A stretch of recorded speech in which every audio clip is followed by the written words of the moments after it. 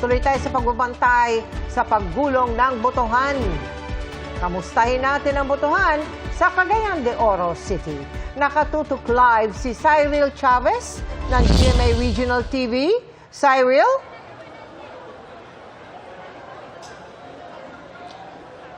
Yes, Bel, Ivan, Pia. Live tayo ngayon dito sa West City Central School sa Barangay Carmen sa Cagayan de Oro City kung saan may nangyaring pagkaaberya sa isang polling precinct dito sa loob ng paaralan.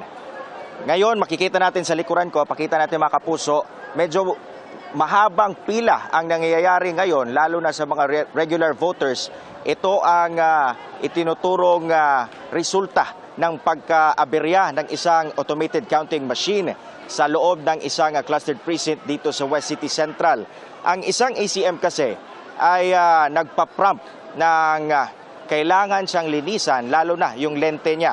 Ayon sa mga guro na nakausap natin, 4 na beses na umano. Simula nung nagsimula ang botohan kaninang alas 5 ng umaga hanggang ngayong alas 10 ng umaga, nag-prompt ang nasabing ACM na nag-aantala sa kanilang pagkuha ng mga boto mula sa kanilang mga botante.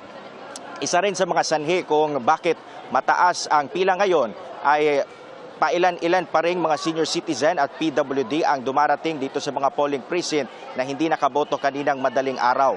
Sa nasabing precinct rin, may problema rin sila, Mel, Ivan at Pia, sa indelible ink na ibinigay ng COMELEC sa kanila dahil kapag inilalagay yung tinta sa kamay ng botante matapos itong bumoto ay madali lang itong nawawala o natatanggal agad ang nasabing indelible ink. Hindi umano katulad ng mga nakaraang eleksyon na matagal mawala ang indelible ink at na nakikita talaga na nakaboto na ang nasabing botante. Kaya alaala ng mga guro ngayon na baka posibleng magamit itong indelible ink na madaling mabura sa pandaraya ngayong eleksyon.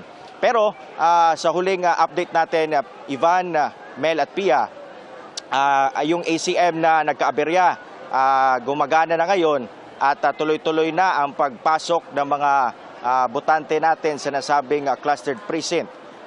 Kinuna natin ng komento ang Cagayan de Oro City COMELEC sa nasabing aberya at doon sa indelible ink. Pero bine-verify pa umano nila ang nasabing reklamo at fina-follow up pa natin kung ano ang mga posibleng maging aksyon nila kaugnay rito. At yan ang pinaka-latest mula rito sa Cagayan de Oro City. Ako, si Cyril Chavez ng GMA Integrated News.